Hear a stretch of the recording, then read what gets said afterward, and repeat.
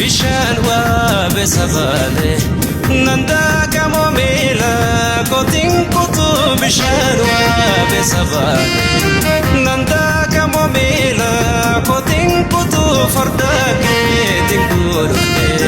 madufte jakete naniya askotu asinjira bale go parobe walanjira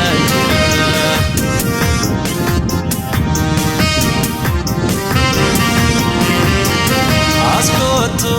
asinjira kallayo mutifo